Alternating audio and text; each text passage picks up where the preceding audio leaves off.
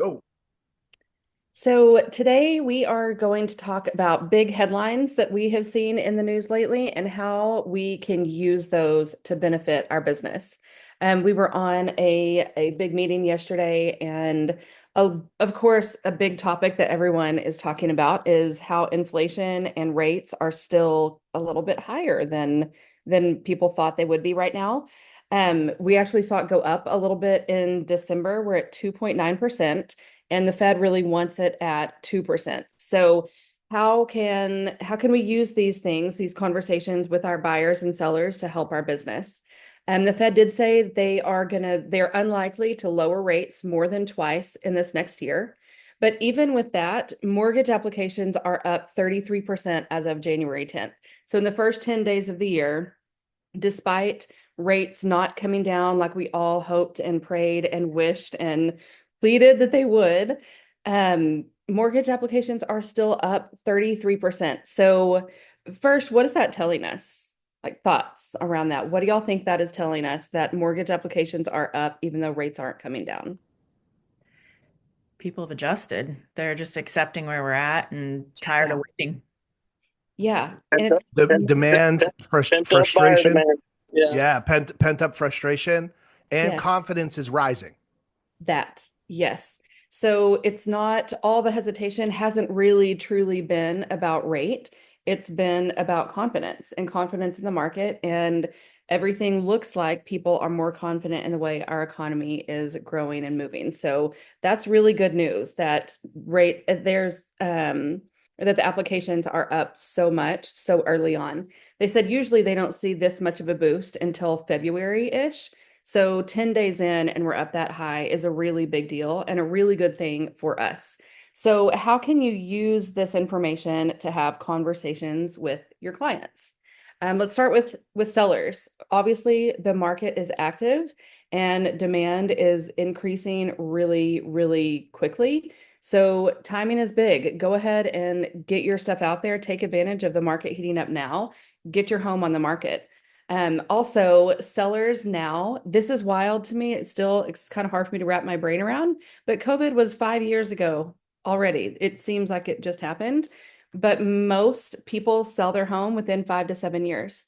So most of these sellers that you have now are people who bought their home during COVID, and they have seen in those first 2 years, 2021, most states saw double-digit appreciation. And this year, we're expected to see about 3%. So all of these sellers that bought their home 5 years ago, now they are getting ready to sell. They have massive amounts of equity in their home. So now's an excellent time for them to leverage that to get them into the home that they want. One other thing that we saw with COVID is that people were just getting a home because they had to. It wasn't really what they wanted because the market was so crazy. You just had to get it if you could get it under contract, right? So a lot of those buyers that bought something just because they had to have something, now is the best opportunity for them to leverage that equity and the increased market that we're seeing so early to get them into something new. So then what about the conversations with our buyers? Buyers, and we've said this many, many times, but now especially, they really need to act now before competition increases so much. Because even if rates do drop a little bit, we're already seeing a 33% increase in applications. If they come down a little, that's going to increase it even more. So acting now, even if rates are slightly, maybe a quarter of a point higher than they might be at the end of the year, reduced competition right now versus 2 or 3 months from now means they're going to be able to get their home, right? They're going to be able to get something under contract. They're not going to be paying way over asking, paying over appraisal like we've seen a lot of years ago. Um, so buyers also really need to focus on building their equity, not just on what the rate is. And I think because we're seeing so many more people starting to contact or starting to get approved, that their buyers are listening to us. They're finally understanding that, it's not just about rate, it's about how much equity are you losing out on by not getting something today versus waiting for that tiny little decrease in rate and saving, $10, $20 a month on their payment versus the equity increase for appreciation over time. So if you don't have really good relationships with lenders who you can break down these numbers for your buyers, your goal today needs to be to pick up the phone, call a mortgage lender, and go have coffee with them.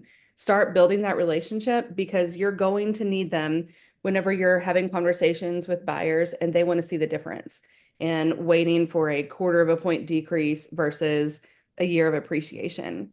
The appreciation is going to be so much better for them in the long run. You need someone who can really break those numbers down very, very well for them. Um, Also, with buyers, if they do decide to wait, they need to be prepared to compete. It looks like we are going to get back into a really competitive market. Some of y'all have probably still seen a lot of this where we are. It was not that way. It was very much a buyer's market for this past year, and that looks like it's going to change, which is, I mean, that's a great thing, right? For sellers especially. But buyers need to be prepared for that. So if they're not ready to act now, then have the conversations around, okay, here's what it's going to look like. Here's the strategies that we can use to make our offers more competitive, and just be prepared. We might not get it on the first one. We might not get it on the second one. We're going to find you the house. Just have patience. So those are a couple of things definitely for buyers. Huge to just be aware of what it looks like is coming. Obviously, none of us have a crystal ball. We don't really know 100%. This is just based on what we're seeing in the market as of now. So sellers, go ahead and get your stuff out there. Buyers, go ahead and start buying right now because it's only going to get more competitive and just kind of crazy over the next several months. So the other big thing, and I touched on it a little bit already, but the double digit appreciation during the pandemic. Um, Homeowners, this was interesting too. Homeowners in their 30s and 40s are most likely to be your top sellers now. A lot of them were first time buyers in during the pandemic, and those are the people that you need to be reaching out to. If you have past clients that bought during the pandemic, anybody that you know of that bought a home during that time, double digit appreciation is a lot. He said yesterday that the average in a lot of these states was 23%. That's crazy when normal is 2 to 3% a year. So a lot of homeowners don't even know that they're sitting on that much equity in their home. So make sure that you're reaching out to everyone. In your MLS, you can go back and look and see who sold homes in this time. Even if it wasn't your client, you can see what homes were sold during like 2020, 2021. Start calling those homeowners and saying, hey, just out of curiosity, do you have any idea how much equity, like what a giant savings account your house is, and how much you have there that you could be using to get something to get something that you really want, or to upgrade, or maybe downsize, any of the things. They've got a lot of equity, a lot of money sitting there in their home. So those were my biggest takeaways from the market updates that we got. But I'm just curious, like what y'all are seeing in your local markets. Obviously, this was a big widespread, but what are you seeing so far wherever you are, and what conversations are you having? I just want to add one piece before we dive into that conversation too. And Leo had mentioned this earlier this year about consumer debt being up substantially as well. So we've all been feeling the crunch, right? You go to the grocery store and you're paying like 2, 3 times what you were before. It's crazy. And so that's another piece on top of this, right? People have equity in their homes. And so there might be people out there that are really just on the edge and wanting to sell, but kind of too humble or too embarrassed to want to have to say, like, I'm in a situation and I need to get out of this. So like if you reach out to the right people at the right time, especially those people that really need to pay off some of that debt right now, that can be huge as well. This conversation here, this is the next level conversation where you're having more of a financial consultation with people. The number one comment that we get for anyone when they're thinking about selling me, like, well, I got a 2.7, I got a 3% interest rate. I'm like, cool, on your home. What's your total blended interest rate? And they're like, well, what do you mean? I'm like, do you carry any consumer debt? When you calculate everything, and if you've got a card at 29% interest and you're carrying $12,000 on that, or you got $9,000 over here at 18% interest, and you bring your total payments together and then you average the interest rate together. If you could wipe out all that consumer debt by either refinancing or getting into a new home, the one that you actually wanted because you got it in COVID, like you said, and then or prior to COVID, even at that 3%, if you could wipe out that consumer debt, even at your 6.5 or 7% rate, you're actually 8% or 9% per month better in your payment. So everyone's like, yeah, but I got a 2%. I'm like, cool. And your 7% car and your 19% Costco card and your 29% Disney cruise, whatever, right? Like just have that conversation. And some people will go, oh, well, shoot, yeah, okay, so maybe we should sell, pay off the debt, and then get into the next spot that we actually want. So it's just being willing to have just another level of conversation, asking the right questions and being a consultant. And just simply saying, hey, I'm not a financial advisor. I don't sell products. I'm not a mortgage guy. However, if you just take a look at some of this math, it may financially make a lot more sense for you to sell and buy the right home for you and then wipe out any of this consumer debt. Yeah.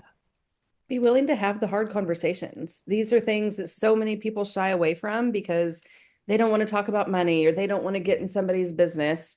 It's you caring about your people. It's you caring enough about them to be honest and ask the hard questions because you love them so much, because you want to be a servant to them. You want to take care of them. Be uncomfortable and have the hard conversations. Yeah. Yeah. Come from curiosity. I think that's it. You don't have to dive right into like, how much credit card debt do you have? Right. That's just coming from curiosity. Why are you wanting to sell? How does this look? What makes, if they're saying, hey, well, I have a 2% rate and I don't want to get out of that. Well, just asking the questions like, what about moving into a higher interest rate makes you unhappy? Or what are you thinking about? Like asking those questions to help understand where they're coming from, and then creeping your way into the difficult, the difficult things like, do you have credit card debt? What's your interest rate? Those kind of things. So what are I, some I like the things? word consumer debt. It's a little less like bleh. It's a little softer. Do you carry any consumer debt? Because you're consuming a lot. It's consuming you a It's lot. consuming you. There you go. Yeah. Because that rate is consuming your wealth. Yes. Yeah. So what are y'all seeing? What are you seeing in your market? What conversations can you have?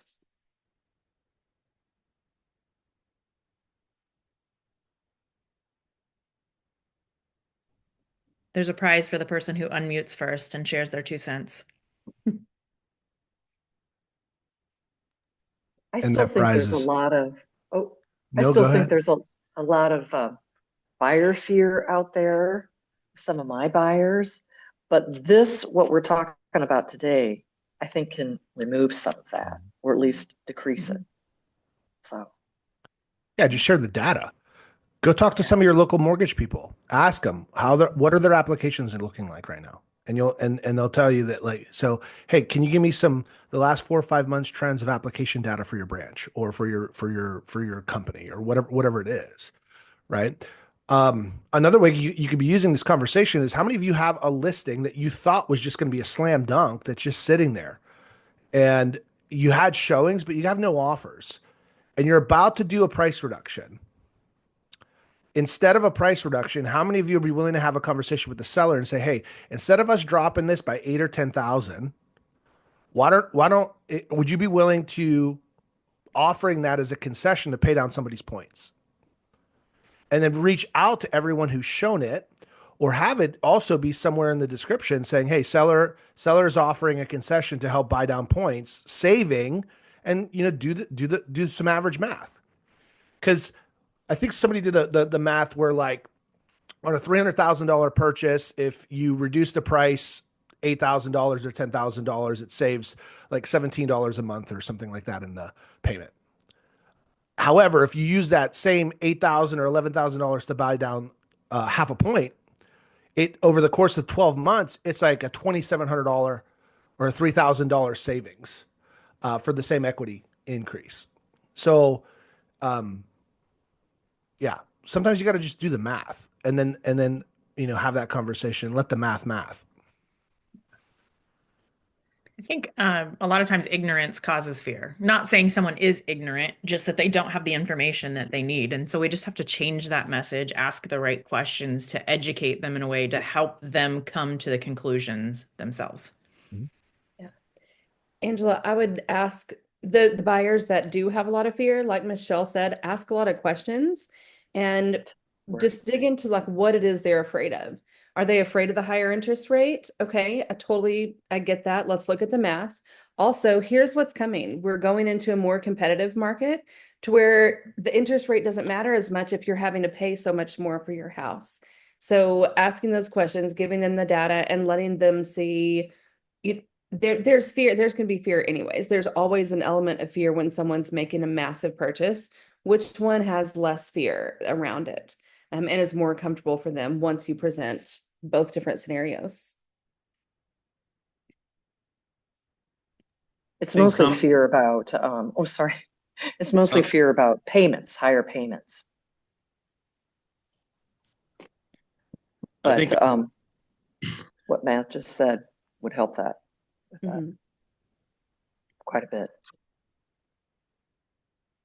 on some listings that I'm seeing sitting are people doing over renovation, like COVID, what I would call COVID renovations, like where that low interest rate would pay for the flipper or the seller to do a a total overhaul and granite counters and or quartz counters and new bathrooms, new kitchen and everything. You could easily sell that house when the rate was so much lower and rent was similar to the mortgage, and mortgages weren't a little more than rent like they are now.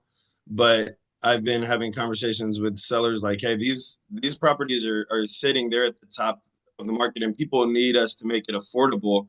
I've been able to sell some listings by just making them clean and doing the necessary, like we talked about before, FHA and VA repairs to get these buyers that need affordable homes, to get those to pass. People aren't being as picky about how nice the home looks as long as it's the space that they need.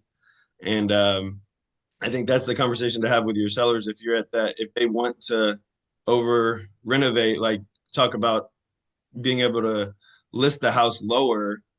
Like what can we not do and still make this a good house and be able to make it more affordable for buyers out there, because buyers are looking for more affordability than they are flashiness, as it's becoming more about affordability um than about like COVID. The COVID rent, people were scooping up those a lot more that had been just totally revamped.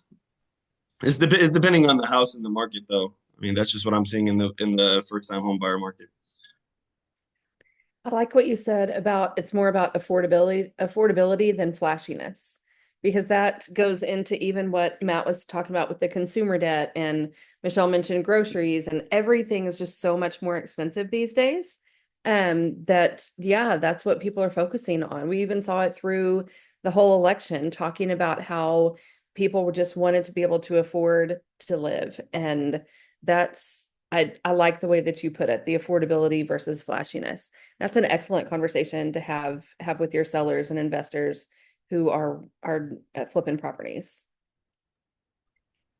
How many of you guys have someone trusted that you follow that gives you data and insights on your market? So you're really in tune with, are we in a buyer's market, a seller's market, what's happening locally?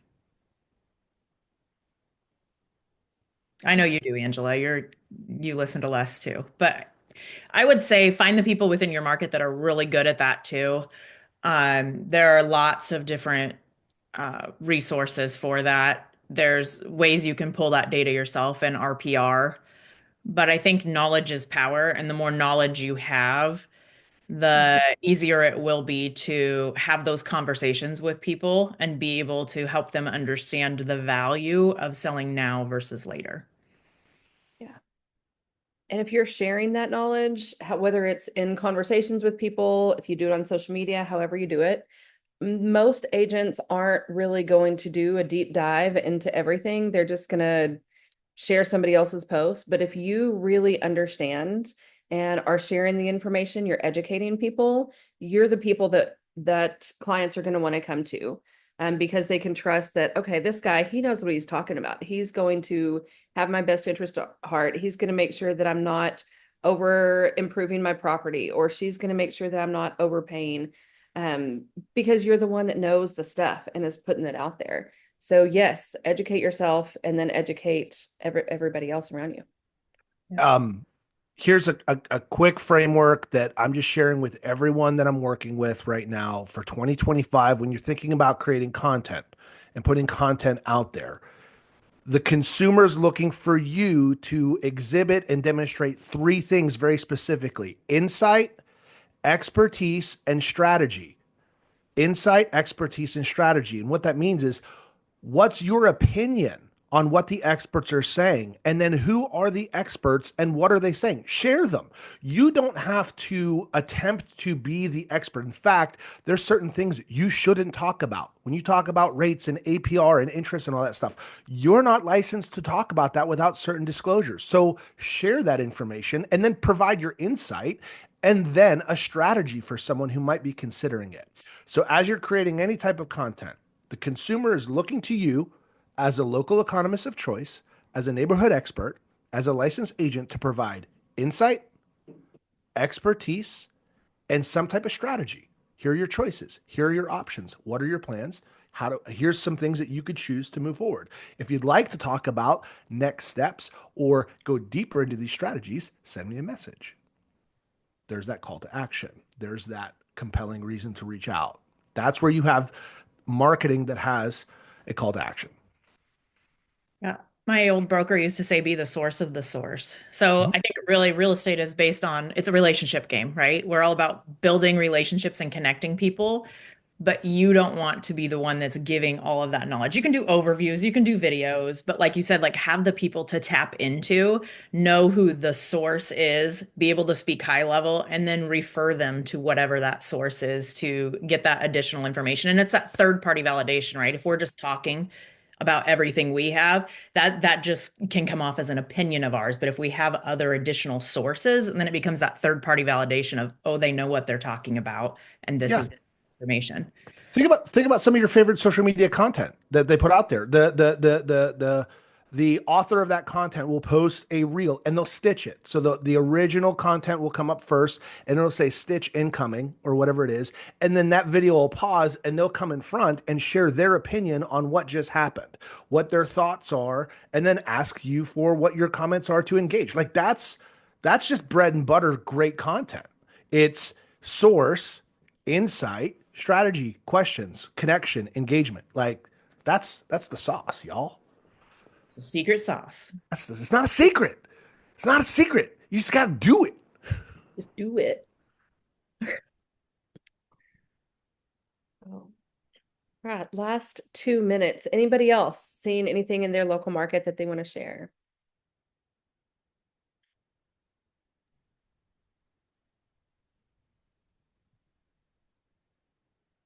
Okay, if we're not going to have any, we have had a lot of price reductions here in our market lately, but we haven't had a lot of stuff come on the market either. It's been kind of stable, and I think we're coming out of that as we get through the winter. And now that we're past the election, past all this other good stuff, once people start getting more active, they'll start having to sell or get ready to sell. I expect to see it change, but I expect prices here probably come down a little bit. Ellen, are you in St. Louis? I'm in Jeff City. Oh, okay. I was like, because I've seen a lot of price reductions in our area too, but like I think it was last week, it was like in our area, like the greater St. Louis area, which has over 2 million people in it when you like add up the four counties. And they said like 400 and something houses came on the market, but 500 and something went under contract. So it's like all of these houses that had been like just sitting, just all of a sudden all got scooped up. And we went from like 2.2 months of inventory to like 1 point something months of inventory like in a week. So I think that's pretty telling because they already said the winter flip happened or something, or the winter switch or something like that happened. But I've actually seen like the opposite um of what the was that Chris was saying about people like wanting like they basically want like a bargain. I've seen it been like where they want like everything done. They want like the new carpets, they want the countertops in, they want like everything fixed up, but they don't want to pay for it. So it's like they keep just passing on houses and things or houses that are on the market. I'm talking to the agent, like, why hasn't it sold? And they're like, oh, people are complaining about the walls not being painted or the floors not being replaced. So like, What price point is that referring to? I would say it's kind of the first time home buyer market in our area, which pretty much ranges from anything depending on what area you're in, like the low 200s to around 400,000. Yeah. Yeah, that So makes like I said, it really depends on where you're at for the first time home buyers. Most first time home buyers aren't buying much over 400 in St. Louis. yeah. I love this conversation. Yeah. All You good conversations. Random plug, you guys, we have the Facebook group. We would love to have conversations like this on the group as you guys are seeing things, as you're having questions, what's happening in your market, is your, like that's what we want that group to be. So in between our calls, as you've got those questions, put them in the group so we can all just have that conversation and continue to help each other. And if you guys are excited about AI, we're going to talk about AI next week. We've got some really cool prompts and different things that you guys can use. So make sure that you join us next workshop Wednesday and obviously on Friday as well this week. So We'll see you Friday. bye, guys. Bye.